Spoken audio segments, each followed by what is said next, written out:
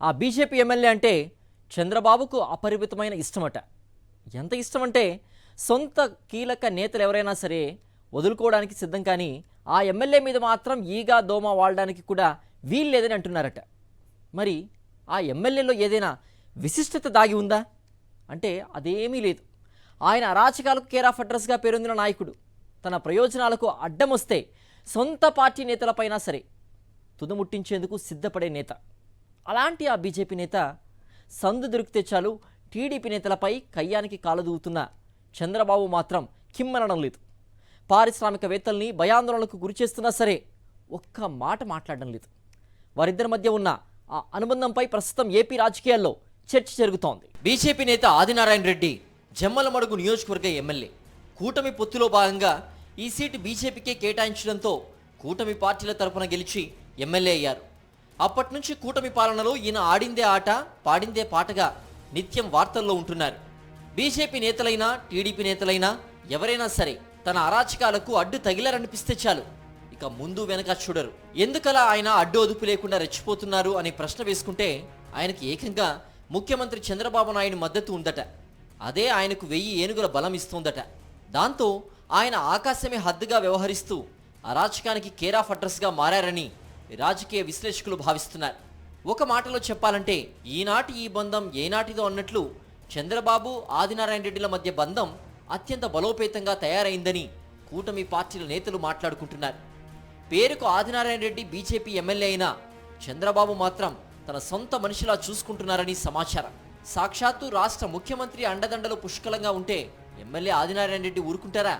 తన అరాచకాన్ని ఫ్యాక్షన్ నైజాన్ని బయటకు తీసి ధనార్జనే ధ్యేయంగా జెట్ స్పీడ్తో దూసుకుపోతున్నారని కూటమి నేతలే చర్చించుకుంటున్నారు. జమ్మలమడుగు ఎమ్మెల్యే ఆదినారాయణ రెడ్డి కూటమి నేతలకు కొరకరాయి కొయ్యలా మారిన పైనుంచి మాత్రం కనీస చర్యలు కూడా తీసుకోకపోవడం ఆంధ్రప్రదేశ్ రాజకీయాల్లో చర్చనీయాంశంగా మారింది.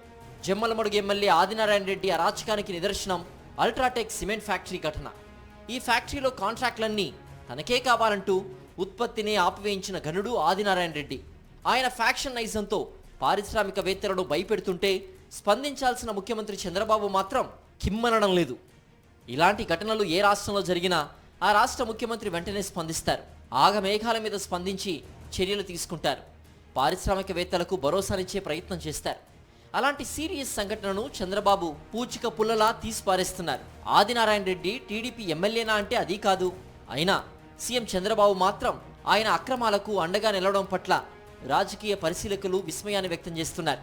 ఒక అల్ట్రాటెక్ సిమెంట్ ఫ్యాక్టరీనే కాదు, అంతకుముందు బడా పారిశ్రామికవేత్త అంబానీ గ్రూప్ వారి హైడ్రో పవర్ ప్లాంట్కి ఆదినారాయణ రెడ్డి మనుషులు దండయాత్ర చేసి ధ్వంసం చేసిన చర్యలు లేవు.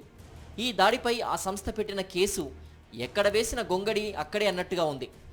ఇక Rayalaseema thermal power plant fly ash transport విషయంలో నేరుగా టీడీపీ నేత జేసీ ప్రభాకర్ రెడ్డిపైకే ఆదినారాయణ రెడ్డి మనుషులు దండయాత్ర చేశారు.